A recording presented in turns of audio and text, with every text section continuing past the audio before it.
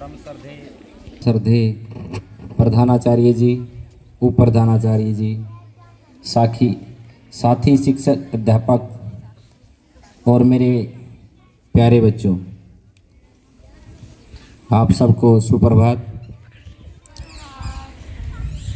दोपहर होगी सर।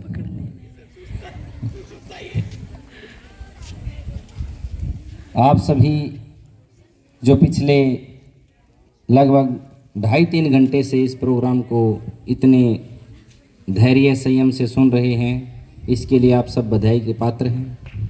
इसके लिए आप सब क्लैपिंग करके अपना सम्मान ग्रहण करिए। रही बात बोलने की, बोलने के लिए मेरे हिसाब से कुछ बचा ही नहीं। यहाँ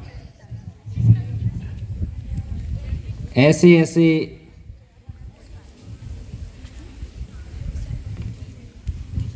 व्यक्तित्व वाले साथी अध्यापक हैं कि बोलने के लिए शायद ही कोई शब्द छोड़ा हो इन्होंने। सब हर किसी ने निखिल 6th क्लास, निखिल इसलिए हंस रहा है जैसे निखिल से कोई पूछा जाता है ना, ये ध्यान तो देता नहीं क्लास में, फिर ऐसे सिर खुजाता रहता है। इसी प्रकार मेरे पास भी शब्द नहीं है। निखिल सोच रहा है सर तो आज मेरे जैसे हो गए।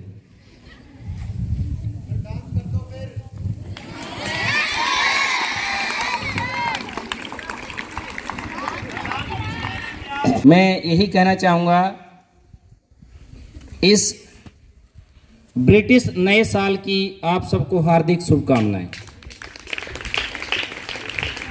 आप पाश्चात्य सभ्यता में इतने खो गए हैं कि मैं, हो सकता है 2 क्लास में मैंने बोल दिया हो, नहीं तो +1 और 2 के कोई भी विद्यार्थी खड़ा हो के ये बताए कि अपना नया साल कब आता है, इस हिंदू संस्कृति का नया साल कब आता है। छोटे बच्चे नहीं, फरवरी के लास्ट में सर,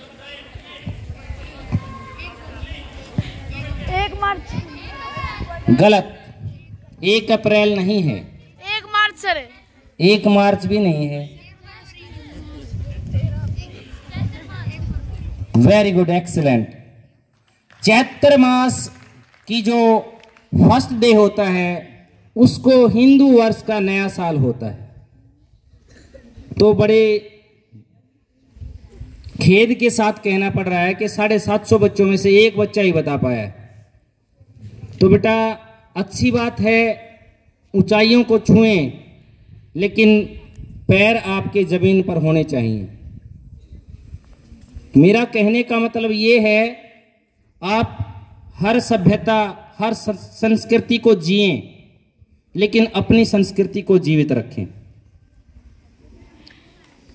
स्वामी विवेकानंद जी जब शिकागो में गए थे ना, उनको बोलने का अवसर नहीं दिया गया था। बड़ी मुश्किल से जो मंच संचालन कर रहा था उसको मिन्नतें करके उन्होंने कहा था कि मेरे को महोदय जी केवल 2 मिनट दे दीजिएगा कि मैं इतनी दूर से अपनी संस्कृति को रिप्रेजेंट करने के लिए, प्रस्तुत करने के लिए, उसके बारे में कुछ बताने के लिए यहाँ आया हूँ। मेरे देशवासियों ने बड़ी उम्मीद से मेरे को यहाँ भेजा है।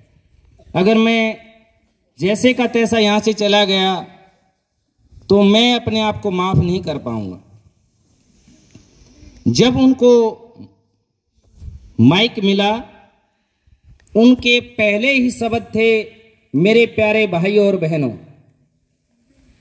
तो बेटा ये बात सुनकर के जब तक वो वहां बैठे थे, बोल रहे थे, सुन रहे थे, किसी को भी इतना अपनापन महसूस नहीं हुआ था जितना विवेकानंद की इस बात को सुनकर के उनको महसूस हुआ।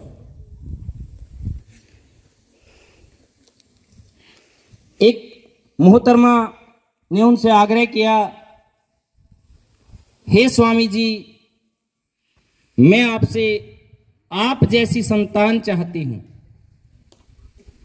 तो स्वामी जी बाल ब्रह्मचार्य थे। उन्होंने जो आज प्रिंसिपल से कह रहे थे ना, ब्रह्मचार्य आपके लिए बहुत जरूरी है। स्वामी जी ने बड़े शांत स्वभाव से बड़ी शालीनता से कहा, हे माते, क्या पता मेरे जैसा होगा नहीं होगा, अगर आप मेरे जैसा ही पुत्र चाहती हैं तो आज से मेरे को अपना पुत्र स्वीकार करें, प्रणाम माते।